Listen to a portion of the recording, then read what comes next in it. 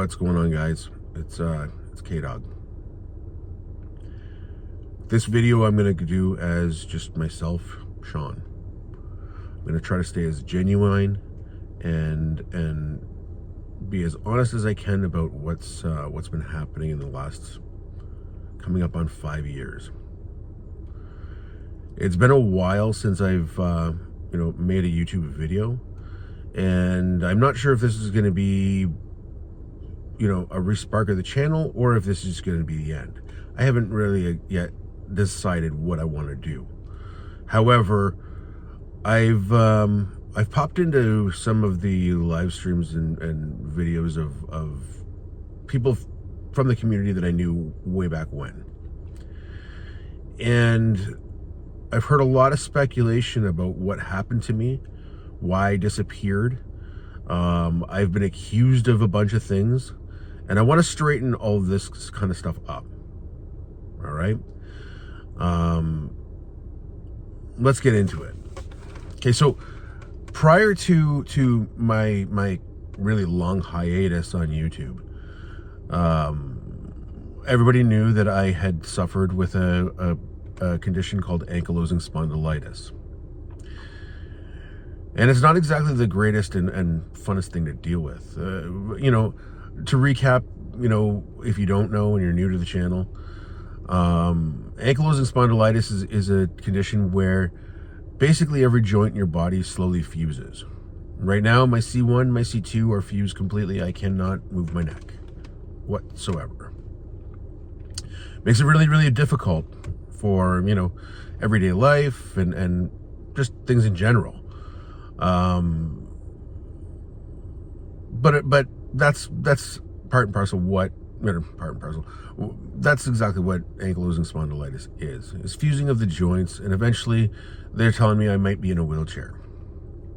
So my hiatus started I want to say November of 2019, and there was a good reason for it. I was on a medication called Cosentyx, and I mean, I'm not knocking the Cosentyx. It could help other people. For me, it did not. Okay, let's just be straight.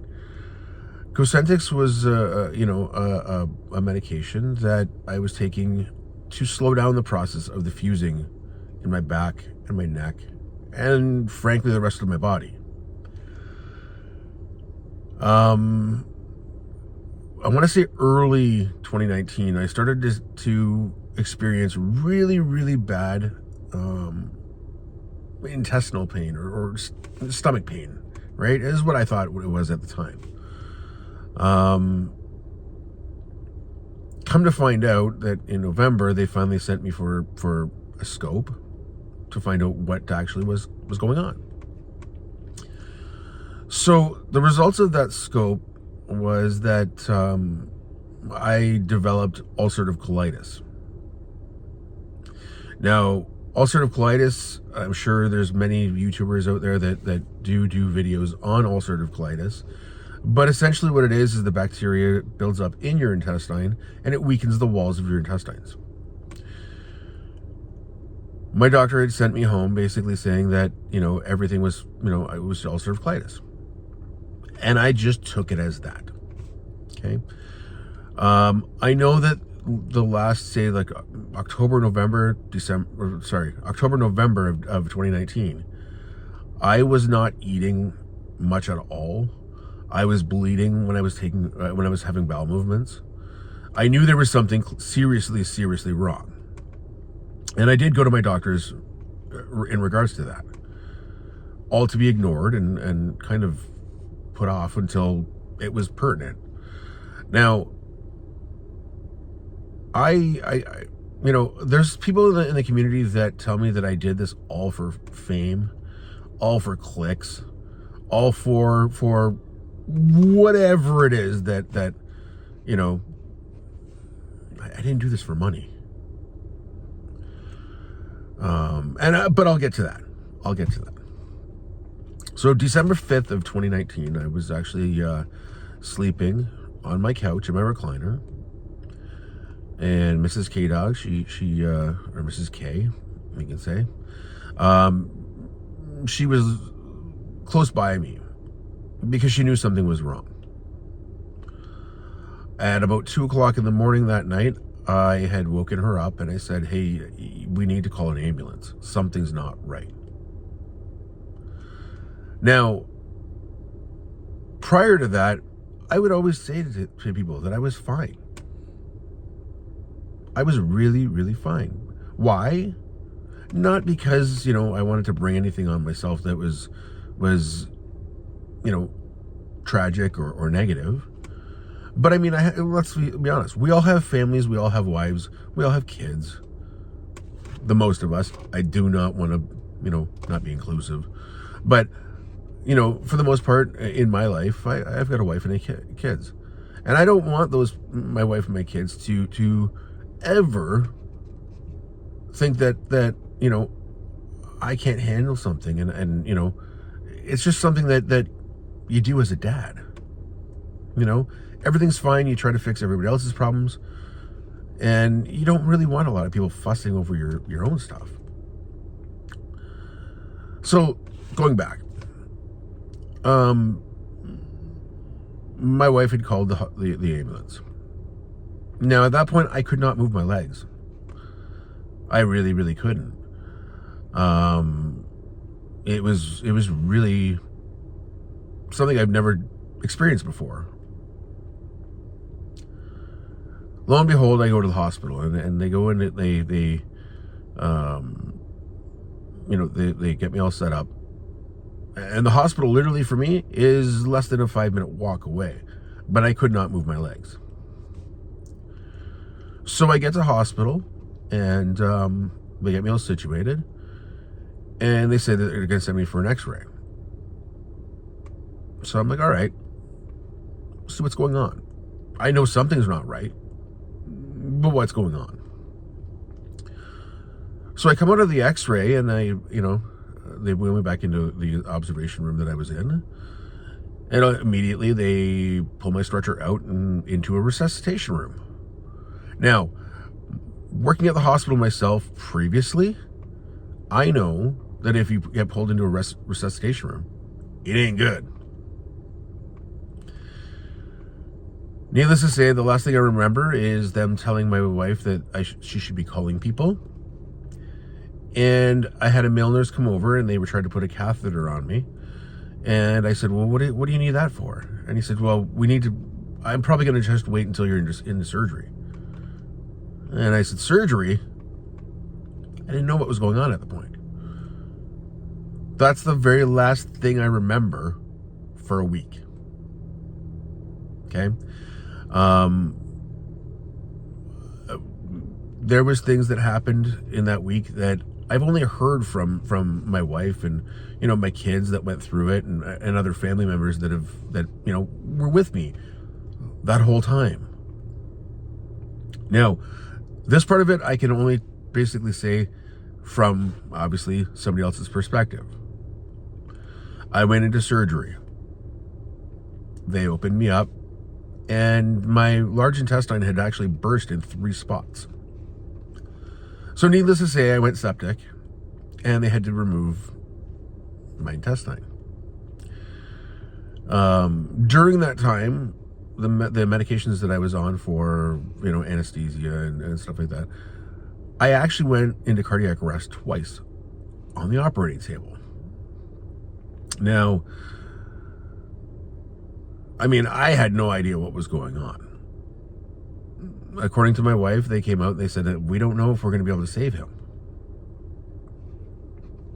So, of course, my family and my wife were standing in the hallway or the waiting room outside of the operating room. And, of course, they're starting to break down because we just don't know. Probably about 10 minutes later, they had wheeled me out of the waiting room, or the operating room, and past my wife and my family. And my wife kind of pointed and was like, okay, what's going on now? Well, I ended up in ICU on life support for a week. 5 days to a week. I had no idea what was going on. At that point, I still didn't know why I went into hospital in the first place. All I knew was something was not right. So during my time in ICU, I was, it was rough, to say the least. I received a lot of, from family and friends and that type of thing. A lot of support. When they finally had me off of life support and I was starting to wake up, and this is where it's going to get really, really hard for me.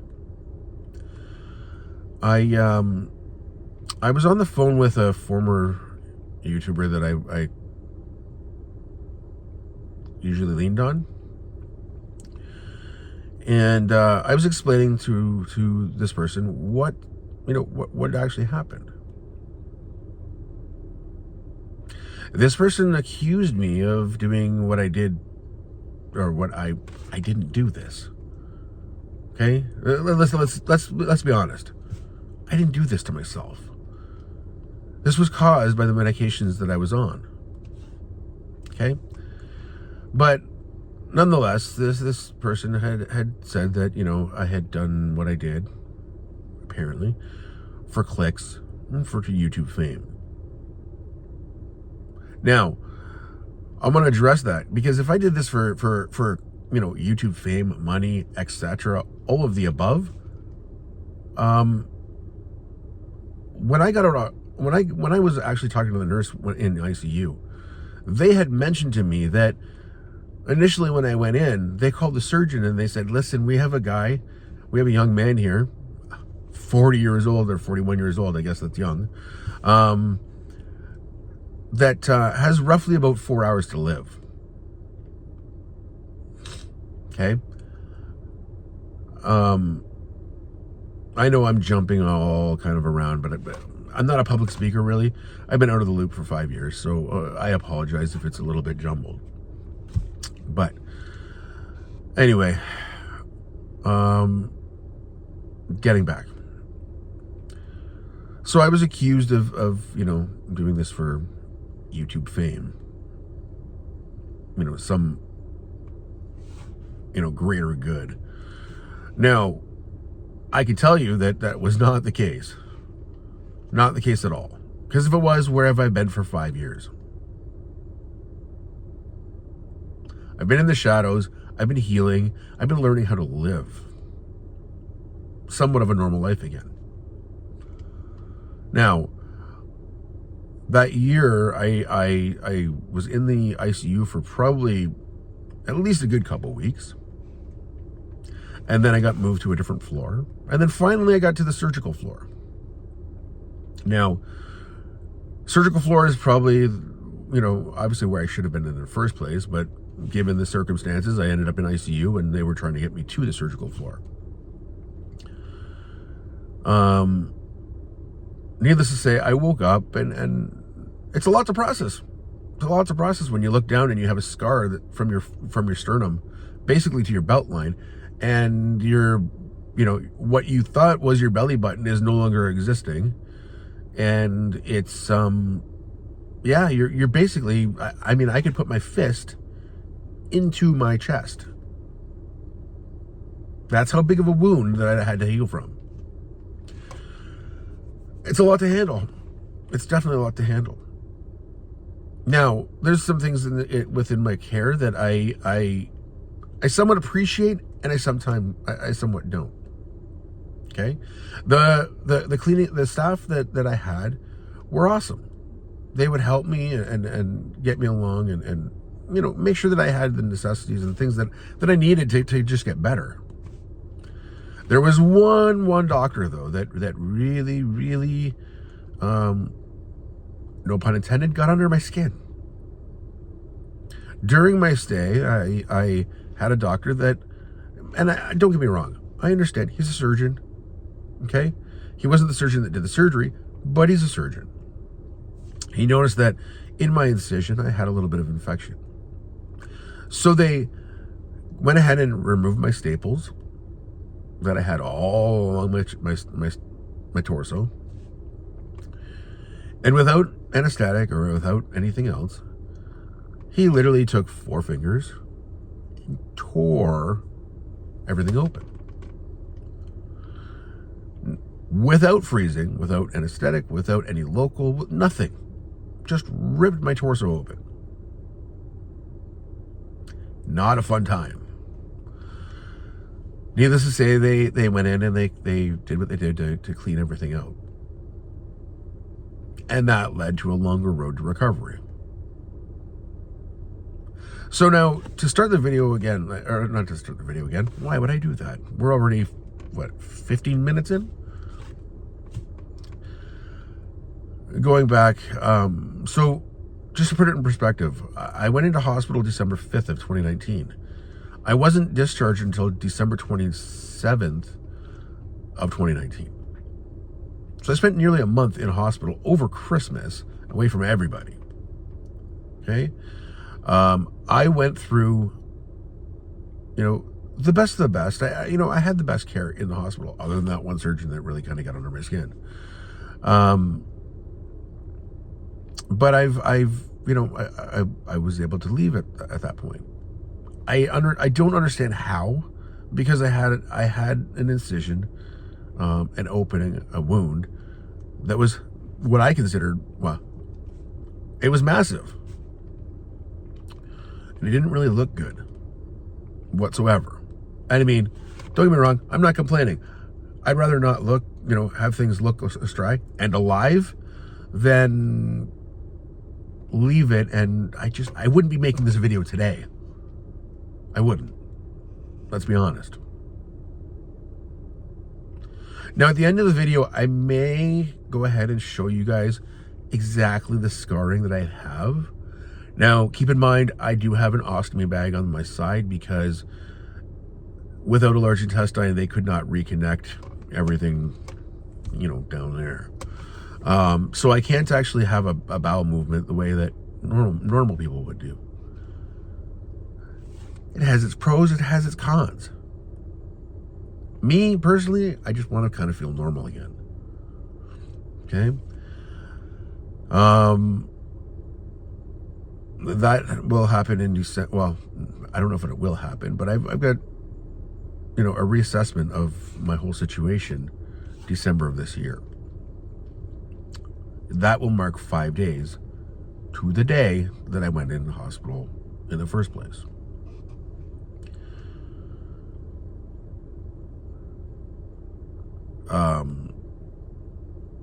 Yeah. So when I came out of hospital, I spent nearly a year during lockdowns and all the scamdemic kind of stuff. And I say that, and I know there's some people that are like, it was real. I have my own opinions, but I'm not making this video to voice my opinions on that. I want to tell my story. I want to let you guys know where I have been for the last 5 years and the healing process that I went through. When I came home, I had nurses coming to my house daily, or to my apartment daily, in order to change the dressings and everything to make sure that it wasn't going to get infected again. Those nurses, absolutely great. Absolutely great. After probably about a month being home, they had to put a vacuum. It's like a vacuum machine type thing. It seals the wound, and it takes out any of the fluid that would cause infection in the wound. They, it took me, with the vacuum on, it took me roughly about a good year to be even remotely healed. In that time, learning how to deal with the ostomy bag, of course. It's really raw skin. You're trying to stick a bag to it. It's not exactly a fun time. And I follow some other ostomy channels out there. One I will shout out because I've learned so much about ostomy supplies and ostomy alone.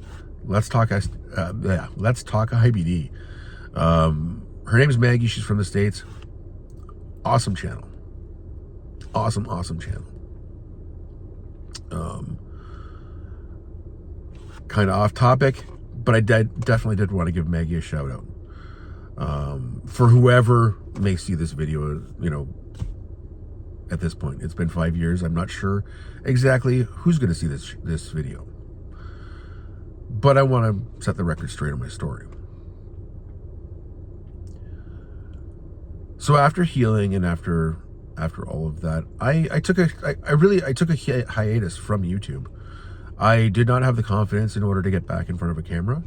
I did not want to really, I don't know. The comments that I heard while I was in ICU and trying to heal, they hurt deep. Let's be straight. They hurt. And it's taken me a lot. I've thought about doing this video for a long time. And I just never could get the confidence to do it. Now, today I'm shooting this video. It's now August 22nd. You guys may not see this. I might release this on my birthday. I'm not exactly sure. And who knows? I may actually decide to rewrite to reshoot this video. I really don't know. After I watch it back and see what see how it kind of went.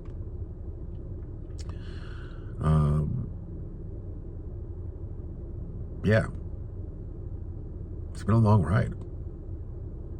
It's been a really long ride, and frankly, had I not went through what I did go through, I wouldn't be, like I said, I wouldn't be shooting this video today. Now, I know the video now is roughly about 22 minutes long. I want to kind of close this out, and if you have any questions in regards to what happened, if you're a legit person and you're not a troll and you're not, that type of thing, please reach out. Leave me a comment below. Let me know, if you have any questions about things. Yeah. Now, normally, I know the whole YouTube thing is, link, comment, subscribe, all that kind of stuff. I've been gone for 5 years, guys. Whether you like, whether you comment, whether you subscribe, I'm not going to ask you to do that. I'm not. You guys do what you want to do with it, and go with it. In closing, I do want to thank my wife, my kids, my oldest right down to my youngest. My youngest was in junior kindergarten when all this happened. I want to thank my family for standing beside me, for getting me through one of the roughest parts of my life.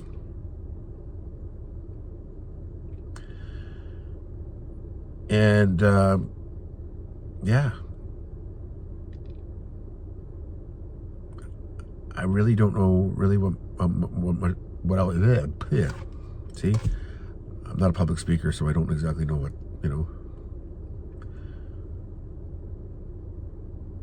With that, guys, you know what? I'm going to go ahead and end this video. If you guys, want to see more in the future, let me know. For now, it's been 5 years. I don't know if it's going to be another 5 years. But we'll see. I hope you guys have a great day. Be safe. And if you're going through something that's really rough, my thing is that, when I hear that people are going through some stuff, ask for help. I was fine until I wasn't. We'll hopefully maybe talk soon, guys. Bye for now.